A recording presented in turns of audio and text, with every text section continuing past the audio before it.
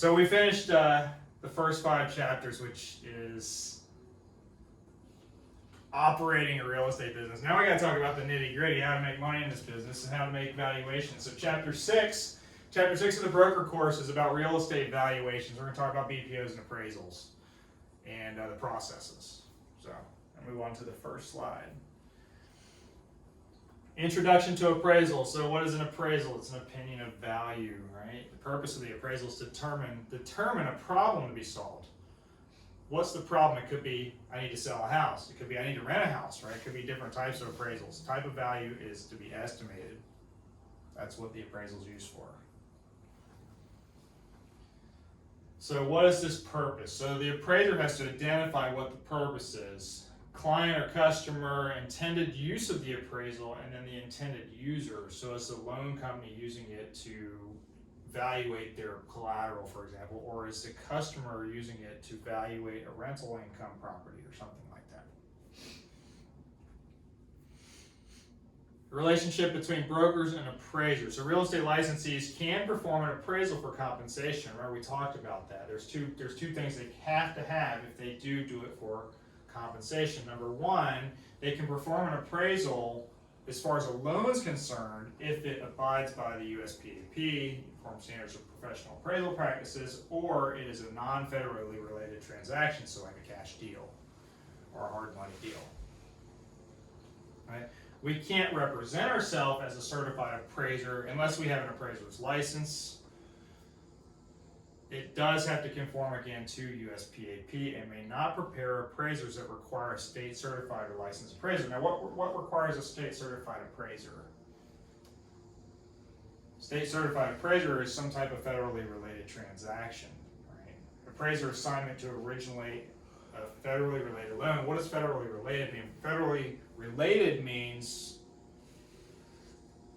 Fannie Mae invested, Ginnie Mae invested, Freddie Mac, one of the big banks, one of the things that's backed by those three investors, right? So far we're good? Mm-hmm. Okay. So federal regulation, we have a couple of different acts that take care of that. So we have Title 11 of Financial Institutions Reform, Recovery, and Enforcement Act. So it's FREA Act. We call it FREA. I call it FRE. The Appraisal Foundation is another one. These are two things that we that regulate this. So. Now I'm going to get really into a lot of detail about the acts and stuff. You're not going to see it. Just know that those have to do with appraisals. As far as the regulation is concerned, Appraisal Qualifications Board, so we have the AQB. The AQB establishes that qualification standard, right?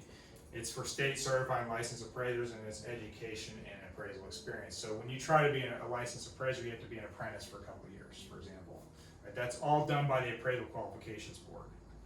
Then you have this Appraisal Standards Board, sets forth rules in developing appraisal and reporting its results, and promotes the use and understanding of the enforcement of the Uniform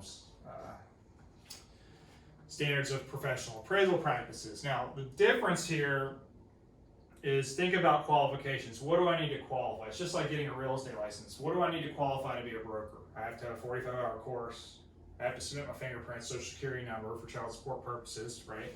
I have to pass an exam or do some type of mutual recognition exam, right? And then to keep my broker's license, I have to what? To qualify, I have to do my 60 hours of post-licensing, right? That qualifications has to do with your education, your testing, your all that stuff, right? The standards board is saying, okay, I'm doing an appraisal and a line adjustment can only be 10%. Or a total adjustment can only be 25% of the change in value from the comparable to the subject. Saying I can't use a 1,000 square foot house to be a comp for a 4,000 square foot house. Those are things that would be qualified under the standards, right? You could do that, it just wouldn't be a very good comp, and then you're going to be out of line, so you don't want to do that, right? We don't do that as real estate professionals, so why would an appraiser do that? So here's the whole thing about the USPAP, and I'm not going to say that out 100 times. I'm just going to say USPAP from now on. Federally related transaction. Real estate related finance transaction involves federal financial regulatory agencies. So something that's governed by like the Fed, right? Office of Thrift Supervision, the Comptroller of the Currency, the Fed, the FDIC, and the National Credit Union Administration. These are who we're talking about when we talk about federally related transactions. Fannie Mae, Freddie Mac, HUD, VA, we all require state certified licensed appraisers regardless of the transaction value. In the previous ones, it's $250,000 in value. Anytime it exceeds $250,000 in value, so if it's a credit union and it's over $250,000, and it's a in-house credit union deal, right? That's not backed by Fannie, Freddie, or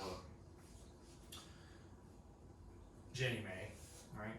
That would be a situation where we could do an appraisal because it's not federally related. So a $50,000 lot loan done by ViStar, for example, we could theoretically do the appraisal, right? Okay.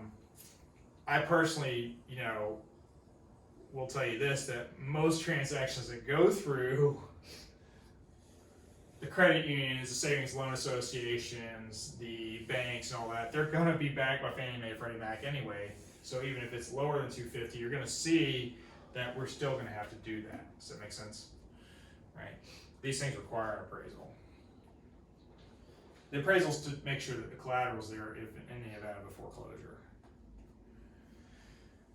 So we have appraisal certification licensures. We have this registered trainee. So you get registered as a trainee appraiser. You get a licensed appraisal. You become a licensed appraiser. And then you're certified as either a general appraiser or a residential appraiser. So obviously a general appraisal is going to be able to do everything, right? We're going to value everything from businesses to industrial, agricultural, commercial, and then we have the residential, which is going to specialize in that residential piece. So when we talk about appraisals, we always say appraised value, right? So there's actually three terms that get mixed up in the real estate world, and three of them are, we have the price, and we have the cost, and we have the value, right? We have price, cost, and value. So what are the differences?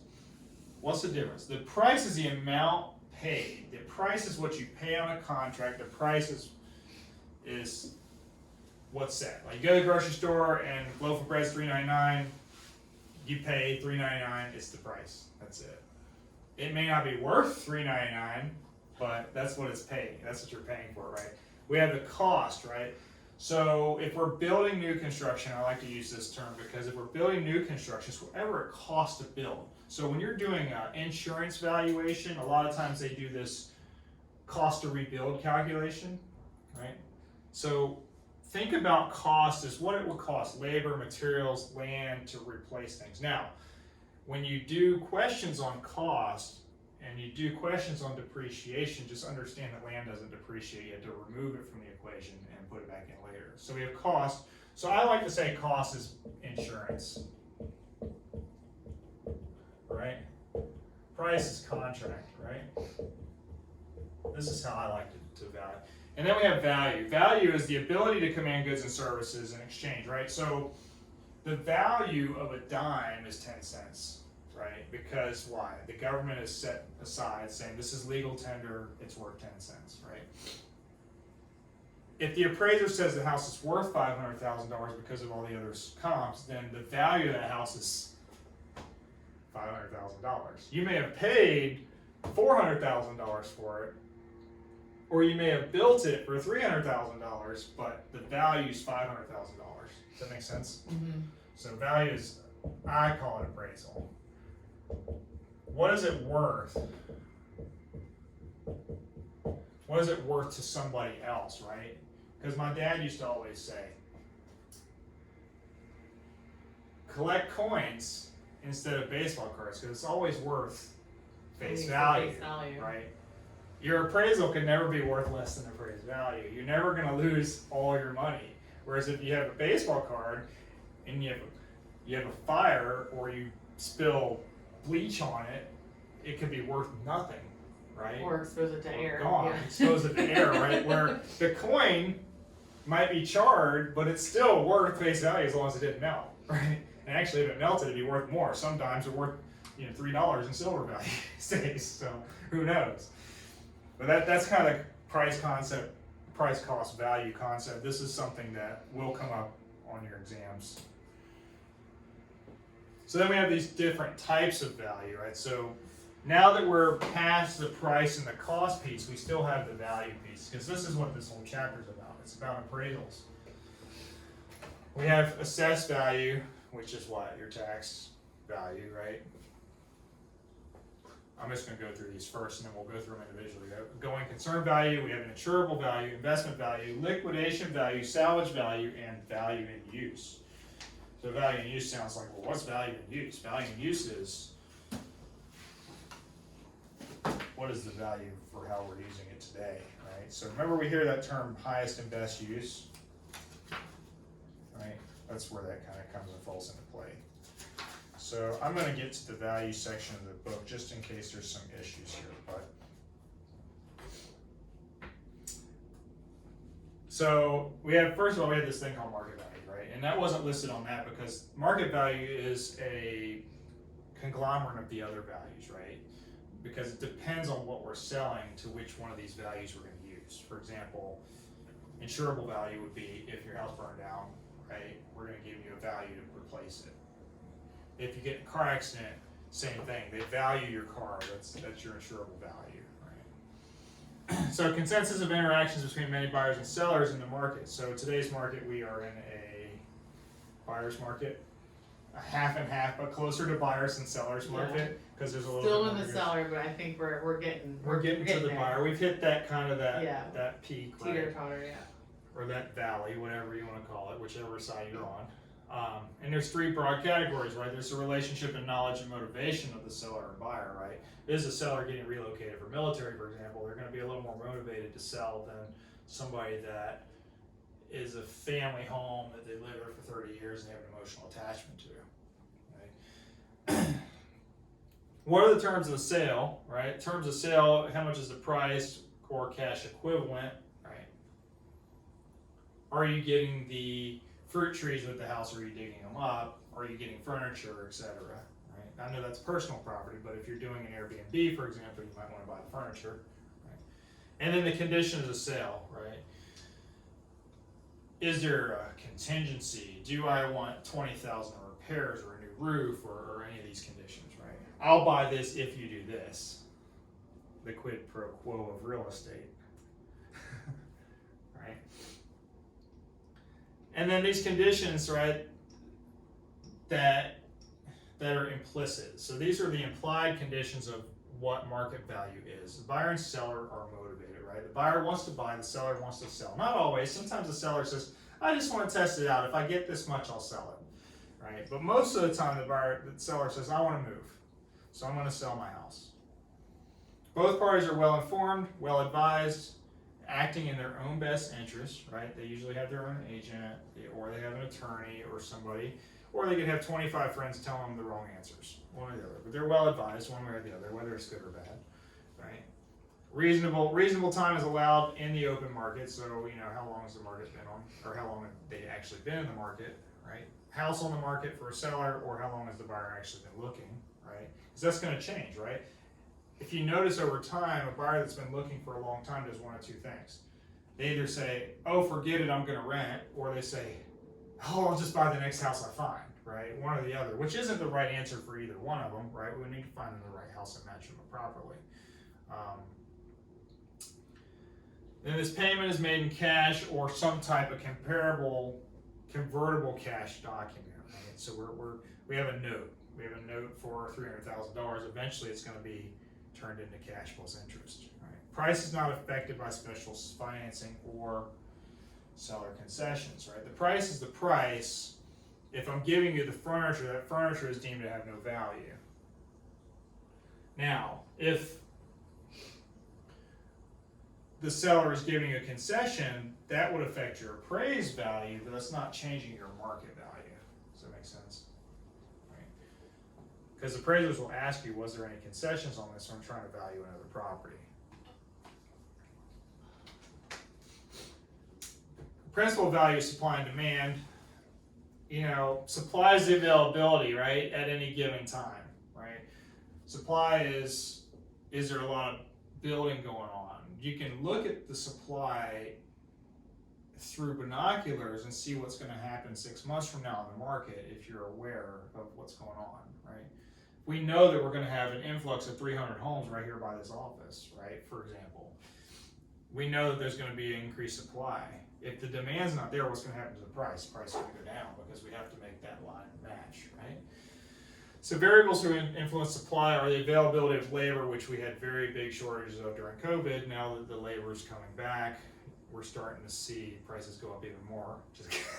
That's the opposite of what supply and demand would really be doing, but because of inflation, it's changed things, right?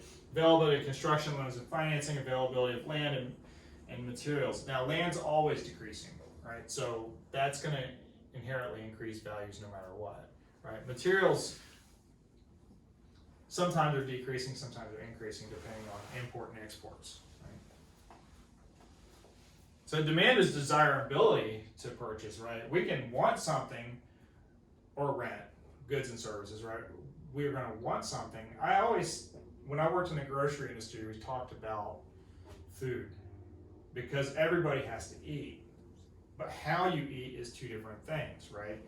The availability of food was there, but the ability to purchase wasn't. I used to work in a lower income neighborhood on the east side of town, and we had 70% of our customers were food stamps.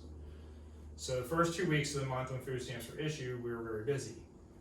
Second 2 weeks of the month, our store was a ghost town, right? Because they had the desire to purchase, but they didn't have the money to purchase it, right? Kind of humbles you a lot when you see that, right? The other side is when the grocery store business is up, restaurant businesses are usually down. So as the economy gets bad, grocery store business tends to pick up, right? Because why? Because it's cheaper to eat in at the house than it is to go out to the restaurant. It's luxury, right?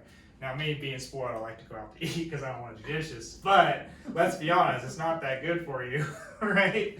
But truth of the matter is, it's supply and demand can be viewed differently. Well, business is good, so we must be in good shape. No, actually, the economy's bad because the grocery store sales are up, right? But that's not the reason why, but that's why the grocery sales are up. Right? Variables influence demand over the price of real estate. Back to the real world, right here, real estate. Population numbers and household composition. So population numbers have gone up in Florida, for example. So prices are going up, right? What else is happening, though, is the average household size has gotten smaller. So because the average household size has gotten smaller, let's say it was 4 before, and now it's 1.5. Well, now we need 2.5 homes for every one. So the supply's down, right? Income of consumers, as the income goes up, then there's more ability to buy, right? Availability of mortgage credit. So as interest rates go down, or what we're seeing right now, interest rates going up, people's buying power goes down. For every 0.25%, it goes down about $7,000 to $8,000. So you're seeing people not able to buy unless they're rich and have cash, right? And then the consumer taste and preferences. And that is kind of like we walk in a house and say, oh, it's dated, right? It's dated. It's not a bad house, but I don't want this black granite from 2000 in my house with these dark cabinets. I want the new quartz with the sparklies and the white cabinets, and you know what I'm saying? So, or even worse, house with Formica countertops and pickled cabinets, right? We don't want that, right? We don't want our kitchen looking ugly like that with brass knobs, even worse, right? And somebody might like that, but I call that unique or retro. So we have the principal value, right? So principal value is the anticipation of what's going to be in the future, right? I'm going to buy this home at $300,000 a day and anticipate that it's going to go up to $400,000 so I can sell it and make $100,000 profit. But how do we value things? In the real estate world, we use comparative market analysis, right? We use broker price opinions. How do we do that? We do it through sales comparison approaches, right? Sales comparison approaches means I pick out 3 or 4 houses that are similar, I adjust the comparables, and I come up with a reconciled value for the subject. We're going to work through these calculations later. Then we have the cost approach. Cost approach is, what does it cost to rebuild, right? So the appraiser's going to do these different types of value. Then we have the income approach. Based on the rent factorial in the neighborhood, how much is this house worth if all the other houses are renting for $1,800 a month, right? So we're calculating a factor, and we're calculating the average price for rent in other neighborhoods, or in the same neighborhood, sorry. This term about increasing and decreasing returns, I like to use pools, for example, because a pool is going to give you a decreasing return, right? You're going to spend $100,000 on a pool, and you're going to get $30,000 in value. You have a $70,000 decreasing return. It's going to help you sell your house faster, so you're going to build aesthetics, right? It's going to give you use and enjoyment, right? But you're not going to get a monetary dollar back out for it. Now, that doesn't mean I don't want a pool, because I'm building a pool, right? But you want to take all that into consideration when you're buying and selling houses. Now, the other side is increasing, right? What gives you your most value in your house? Kitchens and bathrooms, right? Remodel the bathroom, maybe it's $4,000, but it gives you $6,000 in value. Remodel the kitchen, it might be $6,000 or $8,000 to do the kitchen. That's a cheap kitchen, but it might give you $12,000 in value, right? And you see this increasing and decreasing returns a lot on those real estate reality shows that are way out of whack, right? Then we have this principle of conformity, right? Conformity says if all the houses in the neighborhood are similar, then we're going to have a similar result when we sell the next house, right? We're going to increase by a percentage or decrease by a percentage based on the market, right? Conformity means we're all the same, right? We take cookie cutter neighborhoods, right? We as real estate professionals can't stand it when we find a property out in the middle of nowhere on 8 acres that is nothing like anything else. It's a 3,000 square foot house, and the next house next door is a double wide on 2 acres, and the house next door to that is a single wide on 25 acres, and we're like, none of this stuff conforms, right? Oh, and then the $10 million mansion sitting in the middle of a $100,000 neighborhood, right? These are the things that drive us nuts. Hopefully I don't get that listing appointment, because I don't not know how to value it. Just kidding. But external economies and diseconomy. So not only is it our local or household economy, but how's the government, how's the foreign economy? Everything affects real estate. Everything does. All right. So then we have this principle of highest and best use, right? Probable and legal use of property is physically possible, defendable, and financially feasible that results in the highest value. Now, you would think that everybody just wants their value to always be highest and best use, but had a piece of land for sale on the west side of town, 18 acres, and the guy says, I want $1.1 million for it. So 1,000 feet of road frontage, commercial space eligible, all this stuff. The land was zoned agricultural. Land zoned agricultural is only worth half of what the commercial value was in this situation. So we say, okay, the house is worth, the land's worth $600,000 or $550,000, and you want $1.1 million. Let's get this rezoned commercial, make it highest and best value as use as though vacant or improved, right? This case is vacant. Let's make money, right? Highest and best value is improved. By the way, that land never sold. In fact, it's still listed today. It's been 3 years. Highest and best use as improved would be something like, I can make $6,000 a month cash flow on an Airbnb rental, but I can only make $2,000 as a long-term rental, right? So then you're making money. Your highest and best use in that case would be Airbnb, right? Short-term rental. Which is what we're seeing a lot of it today, right? So this is actually going to explain what we just talked about. right? Legal use of being vacant is the greatest value. Vacant, is there a structure to be erected? So can we erect an industrial building that will make this worth more than 2 houses, for example, right?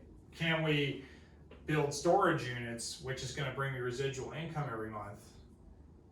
Or would it be better for me to collect rent and have all the expenses from that, right? Well, I could double or triple stack storage units, right? But the house, I can only have one, I can't put one on top of it. Appraiser compares that to alternative usage in this case, so we're gonna look at different scenarios. We're gonna see what the operating incomes and capitalization rates are, just to get our value, right? And we're gonna talk about these as well as calculations. We're gonna minus the development cost, and the one with the highest land value is gonna be the best use is vacant. So, is building storages or just having a boat storage a better thing? Because having a boat storage, you just put blacktop down, right? Am I gonna make as much money or not? You might, right? But you're gonna spend $300,000 less here, or $1 million less here. So how long is it gonna take for the value to catch back up? Where's your break even at? These are the things that they're thinking about when they do these valuations, right? Highest and best use is improved, right? Total acquisition cost. So what does it cost to buy this piece of property? And is there an existing structure? Do we have to tear it down? Is there a mobile home that we need to tear down? Well, having a mobile home on a piece of land that's, say, burned down may not necessarily be a bad thing. It may cost you less to remove that and tie into the existing electric and plumbing than it would be to pay impact fees, for example, right? So we shouldn't look at things as, oh, well, there's just something junky there. We should look at it as, it could only cost me $5,000 to remove everything and tie in, where it would have cost me $20,000. So those things should be taken into consideration. Net operating income is derived by dividing total cost, and gives us that rate of return for each use, right? So each use is going to be calculated separately, is basically what that's saying. Highest rate of return, the highest use is obviously we're looking for the highest value here. That's what we're trying to do. Now, when you're selling a residential property, you're not just going to arbitrarily rezone it to CRO, for example, commercial residential, right? You're not going to do that. You can't. I mean, there's got to be other things in place. Some of the properties in downtown St. Augustine are zoned commercial residential because they have store frontages, but they have residential residences up top. In that case, highest and best use would be that way, right? Not just residential, because then you can make money and live there. So again, the appraisal process, right? Identifying the problem to be solved, including identifying the customer. I like to use customer, intended users, and the use of appraisal, right? What type of appraisal are we using? Determining that scope of work that we need to develop this credible appraisal is, are we using it under standards that we should, right? And then developing it according to the scope of the work. The scope of the work is, what are we using it for? How is it? What's the plans with the property, right? We have to know what's going on here as intended user and intended users to figure out this, right? To know why we're doing it and what our plan is to go forward. So here we are identifying the client, and I'm kind of ahead of slide, but identifying a client, anonymous client must document identity of the client. We must document that. We must know who this is, right? In the work file, right? We're not just going to arbitrarily say, okay, here's your desktop appraisal, good luck, you know. When you do a loan, a lot of times the appraiser doesn't go out till you do the loan, right? Because we're trying to identify what they're trying to do with this property. We're stating the client's identity. Now, in some situations, I think this is more in commercial situations, we might hide things until we do a full due diligence, right? But for the most part in the residential world, we're identifying a customer right away. I don't like to use the word client because I don't have clients, I have customers, right? So identify intended users by name and type as the users of the appraisal. So who owns the appraisal? The appraisal is owned by the customer, right? Because they paid for it. The bank's utilizing it, but the appraisal is owned by the customer, right? Identify the use of the appraisal to determine the appropriate scope of work. So how much in depth do we need to go? Is it sufficient to do just a very basic overview because we're trying to do it for a residential house, or are we evaluating a business where we're digging into financials and everything else, industrial property, right? I'm all the way up here in this book. So when we're determining the scope, we need to know which property is identified. So we have to know what the parcel number is, the address, all that, right? We need to know which tangible properties are being inspected. Is the shed included, or is it as is and it has deemed to be no value, right? The type and extent of data that we research, and then type and extent of analysis applied to arrive at these opinions.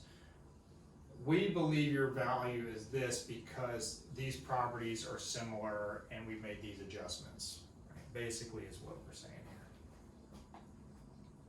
here. And then we talk about the scope of work, right? We have to include this information to allow the intended users to understand what was going on, right? And I'll sit here and we're going to identify all these type and definitions of value and all this. So in this situation, we're going a little more in depth, right? We're adding assumptions, we're adding hypothetical. Well, what if we did this? What if we built a warehouse on this property? What if we had an apartment complex on this property?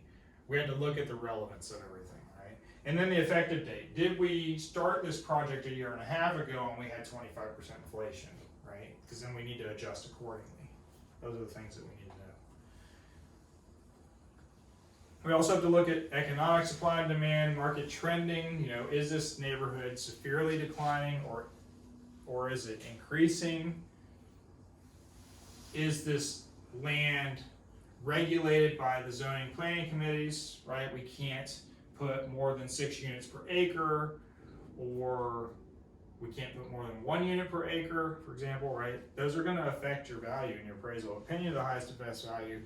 We're collecting all this information when we're doing appraisals, right? It's a time, and it's a type of value, and we're reconciling these at the end. So we're gonna take all these things together, and we're gonna put a weight on what the best value is. So if the best value is a sales comparison approach, we're gonna put the majority of the weight on that approach, say for residential.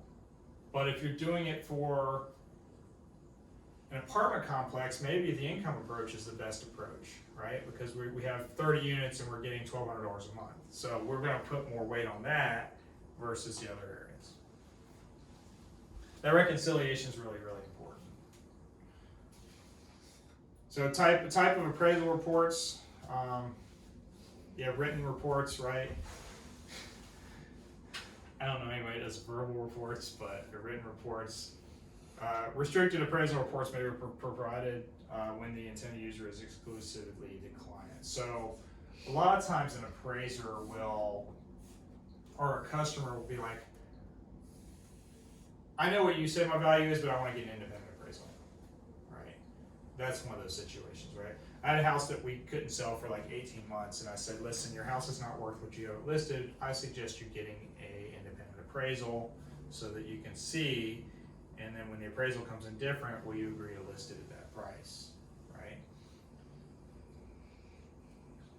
Appraisal report formats, we have a form and a narrative, right? So there's the form that's filled out with all the boxes in it, check boxes and everything. And then at the very end of it, there's a narrative where they can write their comments if they need to. So that's the basics of residential appraisals. And it's more of the definitions piece of it. We're not actually into the nitty-gritty and calculations. So that's the end of this particular chapter. Do you have any questions on this? No, can you go over, it was kind of in the front, the types of value. I know you said like assessed value was tax, and then it was on page 169. Yeah, we didn't really go over that. I thought there was gonna be slides on that. Yeah, that was the one thing I wanted to. Yeah, I thought there was gonna be slides on that. It's so weird. In the sales course, there's slides on that. Yeah. So I was like waiting for the slides to just kind of go through it, right? So assessed value is what? Property taxes, right? Going concern is the income producing property of a business enterprise. So like, if a restaurant's making so much money consistently, that's kind of like your going concern value, right? It's based on that sales piece, right? Does that make sense? Insurable value, that's self-explanatory, right? It's whatever we're paying for, and we talked a little bit about that. Investment value has to do with risk of property. I like to look at when you say investment property, you look at rentals. That's the easiest way for me to remember that, right? So the investment value is how much am I going to get a return every month based on what my expenses are, and is it worth the risk involved? That would be the investment value. Liquidation value is what can I do to sell this house as fast as possible? What would make this go today, right? Does that make sense? Most likely will bring a forced or rapid sale is the definition on that. Salvage value is what can we get out of it. So I like to use what is that place called? The wrecker shop, the junkyard. I like to use that as salvage value, right? These cars are past their use life, but I can get $50 for the tires, and I can get $50 for the radio, and I can get $30 for this, and $30. That's a salvage value. What can I do to break this up in little pieces and make this work? Right, sell this. Same thing, the restaurant went out of business. What can I get to sell off the equipment and the coolers and the tables and everything else? That's the salvage value. Taking into consideration the cost of removing the improvements, right?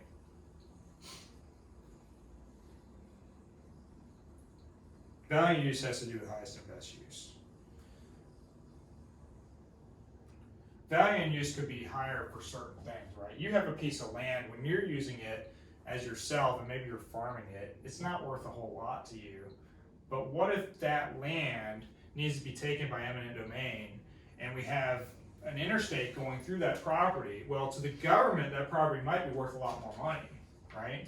So we need to do this valuation, because they're going to want to pay you the agriculture rate, but you're going to try to get some type of independent value. In this case, one of those restricted appraisals to get a higher value to negotiate with the government to get your house. So that's really that. Does that kind of clarify all Yes, this? thank you for that. Right. Good. Next chapter.